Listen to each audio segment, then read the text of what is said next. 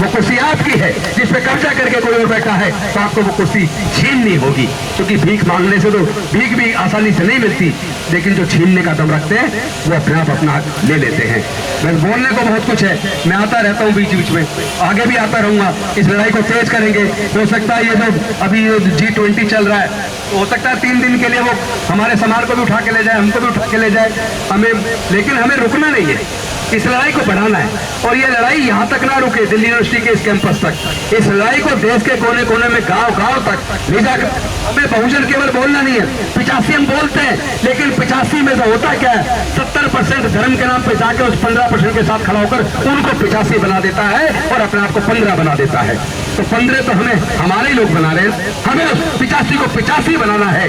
उसके लिए बस सच को जानो, अगर सच जान लो तो सच को मान लो, सच को मान लो तो जाति को छोड़ दो, समाज को तोड़ दो, ताकत का निर्माण करो। जब ताकत का निर्माण हो जाएगा तो सत्ता भी आपकी होगी और ये सारी कुर्सियां भी आपकी होंगी। बहुत बहुत धन्यवाद। नमो बुद्धाय। जय भीम, जय भारत।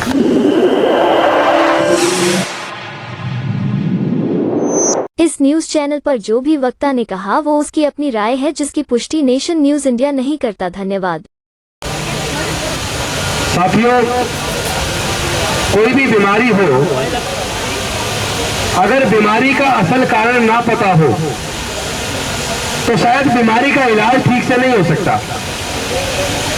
अगर किसी को बुखार हो जाए और वो डॉक्टर के पास दवाई लेने के लिए जाए, डॉक्टर उसको अंदाजे से उसकी समस्या सुन के दवाई दे देता है। व्यक्ति दवाई खाता है तो या तो वो ठीक हो जाता है या फिर वो ठीक नहीं होता है। अगर वो ठीक नहीं होता तो दोबारा डॉक्टर के पास जाता है, तो डॉक्टर सोचता है कि जो बीमारी मैंने इसकी सोची थी, जिसके लिए मैंने इसको दवाई दी थी, ये ठीक नहीं हुआ, इसका मतलब इसका बीमारी कुछ और है, बीमारी का कारण कुछ और है। तो बीमारी का कारण जानने के लिए कई प्रकार के टेस्ट कराता है। टेस्ट कराने के बाद पहले वो डायग्नोज करता है कि बीमारी का असल कारण क्या है। जब वो असल कारण को जान लेता है, उसके बाद दवाई देता है तो मरीज ठीक हो जाता है। हम अपनी लड़ाई को बार बार क्यों हारते हैं? हमारे साथ बार बार उत्पीड़न की घटनाएं क्यों होती हैं? अगर इसको जानना है तो इसके असल कारण को समझे बिना अगर हम लड़ाई लड़ेंगे तो लड़ाई कभी जीत नहीं पाएंगे। लड़ाई को जीतना है तो बीमारी के असल कारण को जान लो। ये लड़ाई केवल डॉक्टर रितु के लिए नहीं है। और डॉक्टर रितु के साथ जो हुआ, डॉक्टर रतनलाल जी के साथ जो हुआ, ये लोग तो वीर हैं कि लड़ाई को लड़ रहे एक सैनिक की तरह, एक मजबूत योद्धा की तरह। लेकिन हमारे बीच ऐसे भी हमारे बहन भाई हैं जिनका मनोबल इतना मजबूत नहीं होता। वो लड़ाई लड़ने की बजाय सरेंडर कर देते हैं, सुसाइड कर लेते हैं। देश के जितने इंजीनियरिंग कॉलेज हैं, जितने मैनेजमेंट कॉलेज हैं, उनके अंदर अगर हर साल जितने बच्चे सुसाइड करते हैं, आपने क्या कभी ये जानने की कोशिश की है कि वो सुसाइड करने वाले केवल SC ST के लोग ज्यादा क्यों हैं या OBC के लोग ज्यादा क्यों हैं? अगर उसके असल कारण को जानेंगे तो शायद डॉक्टर रितु की समस्या का भी आपको कारण का पता चल जाएगा, डॉक्टर रतनलाल की भी समस्या का कारण का पता चल जाएगा। पायल तडवी ने जो सुसाइड किया, जो संस्थानिक हत्या हुई, या रोहित वेमुला ने या अमित ने या किसी और ने, ये जितनी भी सुसाइड हुई, इसके असल कारण को जानना है तो उसके बीमारी के कारण को समझो। बीमारी का कारण जातिवाद है, बीमारी का कारण वर्ण व्यवस्था है। अगर तमिलनाडु के मुख्यमंत्री के बेटे अगर वो कह रहे हैं कि ये जो सामाजिक न्याय के खिलाफ जो व्यवस्था है, कोई सनातन कहे, कोई कुछ और कहे, कोई कुछ और कहे, मनवादी कहे, जो मर्जी कह लीजिए, जो मर्जी नाम दे लीजिए, मैं भी आज यहाँ आपके सबके बीच में हमेशा बोलता हूँ, यहाँ भी बोल रहा हूँ। जिस सामाजिक व्यवस्था में या जिस धर्म में समता, स्वतंत्रता और बंधुता और न्याय के लिए कोई स्थान नहीं है, जिस सामाजिक व्यवस्था या धर्म में कोई जन्म से नीच है, कोई जन्म से ऊंच है, जिसमें पक्षपात भेदभाव है, ऐसी सामाजिक व्यवस्था का खत्म हो जाना देश के लिए भी और देश के लोगों के लिए भी और संविधान के लिए भी, मानवता के लिए भी हितकारी होगा। असल समस्या का जो कारण वो जातिवाद है और ये जातिवाद की बीमारी की वजह से एक काबिल प्रोफेसर को नौकरी से निकाल दिया, और उसके दो कारण है निकालने के। पहला कारण तो शेड्यूल कास्ट काबिल क्यों है, और दूसरा कारण यह है कि यूथ जो पैदा होता है वो स्कूलों से, यूनिवर्सिटी से होता है। जो माइंड तैयार होता है वो यूनिवर्सिटी से और स्कूल से होता है। अगर स्कूल और यूनिवर्सिटीज के अंदर इस तरह के काबिल प्रोफेसर बनेंगे तो वो जो यूथ को तैयार करेंगे वो न्याय के लिए अपनी लड़ाई लड़ेंगे, अपने समाज की आवाज को बुलंद करेंगे। वो नहीं चाहते कि काबिल प्रोफेसर यूनिवर्सिटीज के अंदर बने। इसीलिए आज पूरे देश के अंदर यूनिवर्सिटीज के अंदर जो सिलेक्शन चल रहा है, अगर आप उसके डाटा को उठाकर देखेंगे, पूरे देश की यूनिवर्सिटीज के अंदर असिस्टेंट प्रोफेसर, एसोसिएट प्रोफेसर और प्रोफेसर केवल और केवल आरएसएस से जुड़े लोगों का सिलेक्शन हो रहा है। क्योंकि वहां कोई रिटन टेस्ट होता नहीं है, इंटरव्यू से सिलेक्शन होता है। इंटरव्यू लेने वाले उनके लोग हैं, नाम आ जाता है आरएसएस के मुख्यालय से, तो उनका सिलेक्शन हो जाता है। तो कौन सी विचारधारा बढ़ेगी? मानवतावादी, समतावादी, न्याय की विचारधारा बढ़ेगी, या असमतावादी, अविज्ञानवादी, अन्याय के ऊपर जो आधारित व्यवस्था है वो बढ़ेगी? जो अन्याय के ऊपर आधारित व्यवस्था है वो बढ़ेगी, वो बढ़ रही है, और वो डॉक्टर रितु जैसे लोगों को इसी तरह प्रताड़ित करती रहेगी। इसलिए लड़ाई का असल कारण जानो। उन लोगों ने इतनी बड़ी साजिश रची, आपको पता ही नहीं चला। अरे आप सोचो, जब भारत आजाद हुआ तो प्राइवेट स्कूल नहीं होते थे, सरकारी स्कूल होते थे। हम लोग आज एक सफल वकील बने, फिर एमएलए भी बने, सफल मंत्री भी बने। तो आप सोचो, अगर हम जिन स्कूलों से पढ़े वो सरकारी स्कूल थे।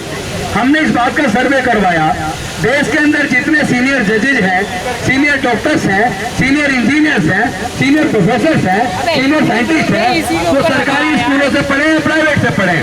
तो हमारे सर्वे में निकल कर आया 98% senior doctor, senior engineer, senior scientist, senior professor, senior professor, senior जजेस, चाहे वो सुप्रीम कोर्ट के हो चाहे हाई कोर्ट के हो, वो 98% सरकारी स्कूलों से पढ़े हैं। तो फिर ये प्राइवेट स्कूल क्यों खुल गए?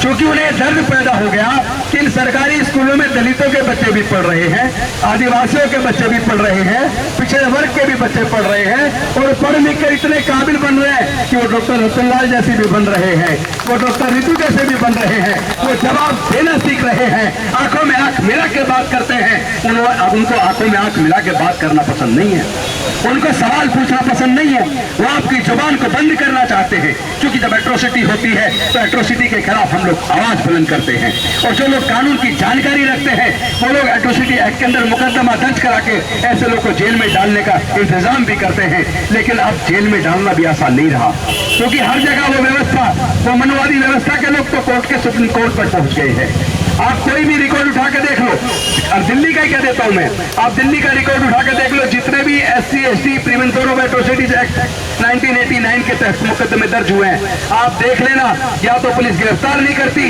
और अगर किसी दबाव में गिरफ्तार कर भी ले तो कोर्ट में जैसे ही पेश करते हैं जज वहीं पे बेल दे देता है।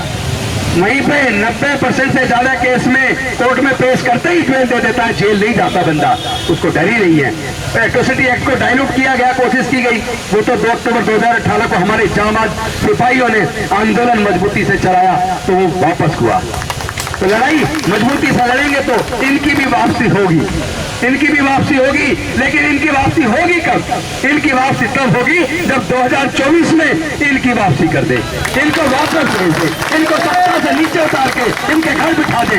और ये संभव है, इसलिए संभव है कि 85% तो देश के अंदर SC ST OBC और माइनॉरिटी के लोग हैं। अरे 85% पर 15% राज कैसे कर सकता है? जब तक आप बिखरे रहोगे, जातियों में बटे रहोगे, तब तक जाति के वजह से उत्पीड़न भी बना रहेगा, और 85 पे 12% 15% राज भी करता रहेगा। तो लड़ाई तो आसान है, लड़ाई आसान है। उन्होंने देख लिया कि इनके पास बोलने की ताकत कहां से आई, इनके पास बोलने की ताकत पढ़ने से आई है, तो इनसे पढ़ाई छीन लो। इनके पास बोलने की ताकत पैसे से आई है, पैसा नौकरी से आया है, तो इनकी नौकरी छीन लो। तो उन्होंने 2 मोर्चे एक साथ काम किया। एक तरफ उन्होंने प्राइवेट स्कूल खोलने शुरू कर दिए, सरकारी स्कूलों को कमजोर करना शुरू कर दिया। तो आपके स्कूल चले गए, आपके स्कूल चले गए। फिर भी कुछ लोग मेहनत मशक्कत करके अगर 12वीं पास करते हैं, अब बच्चा सोचता है डॉक्टर बनूं, इंजीनियर बनूं, वकील बनूं, वो पहले उसे कोचिंग करने के लिए पैसा चाहिए, कहीं से अरेंज करके कोचिंग कर भी ले और बच्चा एग्जाम पास कर लेता है। अब उसका इंजीनियरिंग के लिए एडमिशन के लिए उसको ऑफर आता है, उसके अंदर BLLB की जो 5 साल की डिग्री है, जैसे नेशनल लॉ यूनिवर्सिटी है, उसके अंदर उसका सिलेक्शन हो गया, अब उसको फीस जमा करनी है। उसका मेडिकल में सिलेक्शन हो गया, अब उसको फीस जमा करनी है। आपको जान के ताज्जुब होगा, 1 साल की फीस लगभग 2.5 लाख रुपया। 1 साल की फीस लगभग 2.5 लाख रुपया। हॉस्टल का खर्चा अलग, खाने का खर्चा अलग, बाकी सारे खर्चे अलग, सारे खर्चे जोड़ने तो 1 साल के अंदर उसे कम से कम 1.5 लाख रुपया चाहिए। अब कोई से कोर्स 4 साल का है, कुछ कोर्स 5 साल के हैं, तो लगा लीजिए 12 से 15 लाख रुपए अगर आपके पास अपने बच्चे को इंजीनियरिंग की, मेडिकल की, लॉ की डिग्री कराने के लिए है तो आप अपने बच्चों को पढ़ा पाएंगे, वरना नहीं पढ़ा पाएंगे। वो लोग जानते हैं SC, ST, OBC और माइनॉरिटी के 99% लोग ऐसे हैं जिनके पूरे परिवार की इनकम जोड़ दी जाए तो 15 से 20 हजार रुपया है। तो इसका मतलब इनके बच्चे कितने काबिल हो, कितने प्रतिभाशाली हो, उसके बावजूद अगर ये एंट्रेंस एग्जाम पास भी कर लेंगे तो भी मेडिकल, इंजीनियरिंग या लॉ की डिग्री करने के लिए एडमिशन की फीस का इंतजाम नहीं कर पाएंगे। तो इस तरीके से उन्होंने हमारे बच्चों से पढ़ाई छीन ली है। आपको नहीं दिख रहा तो आपकी गलती है, आपको समझ नहीं आ रहा तो आपकी गलती है, लेकिन मनुवादियों ने सत्ता के अंदर रहते हुए आपके बच्चों से पढ़ाई छीन ली और सरकारी संस्थानों को एक एक करके बेच दिया, प्राइवेटाइज कर दिया। जो प्राइवेटाइज हो गया वहां पर रिजर्वेशन खत्म, वहां आपकी नौकरी खत्म। अभी मैं एक वो देख रहा था, आज ही किसी ने ट्वीट पे डाला हुआ, जितनी वैकेंसी निकली यूपी के अंदर की है, तो वैकेंसीज के अंदर क्या था, जहां SC की वैकेंसी उसमें लिखा है नॉट फाउंड सुटेबल, यानी सुटेबल कैंडिडेट ही नहीं मिला। या PhD करके दिल्ली यूनिवर्सिटी से PhD करके रोड पे बैठी है, पूरे काबिल बच्चे नहीं मिल रहे, काबिल एप्लीकेंट नहीं मिल रहे। काबिलियत तो है पर तुम कम से कम ईमानदार तो बनो। पर हमें पता है तुम्हारी सोच न्यायवादी नहीं है, तुम्हारी सोच समता, स्वतंत्रता, बंधुता और न्याय के खिलाफ है। तुम कभी न्याय दे नहीं सकते, हम जानते हैं, इसलिए हम ताकत तैयार कर रहे हैं, हम न्याय छीन लेंगे। आप होते कौन है हमें न्याय देने वाले? आप होते कौन है हमारे हक को मांगने वाले? आप होते कौन है 12-15% के लोग पूरे देश के सत्ता में बैठे हैं। हमने तैयारी कर ली है, ये सत्ता भी हम छीन लेंगे। हम ताकत रखते हैं, हम जानते हैं, तुम्हारे षड्यंत्र को हम समझ गए हैं, लेकिन इसमें अगर कोई बाधा बनी है तो वो है जाति।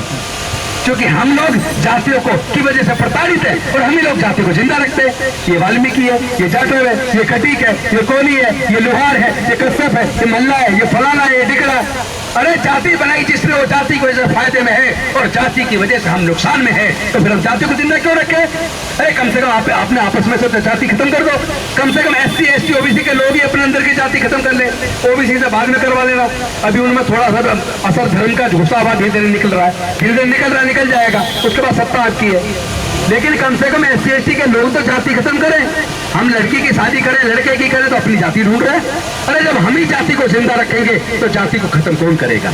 और जाति जिंदा रहेगी तो जाति की वजह से होने वाला उत्पीड़न जिंदा रहेगा।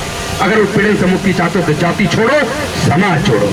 मिशन जय भीम के माध्यम से पूरे देश में जाकर मैं लोगों को यही आह्वान कर रहा हूँ, जाति छोड़ो, समाज जोड़ो। जिस दिन समाज जुड़ गया उसके बाद आपको ये धरने प्रदर्शन करके अपने हक की लड़ाई लड़नी पड़ेगी, बल्कि आप खुद वहां बैठकर न्याय करने की कुर्सी पर होंगे।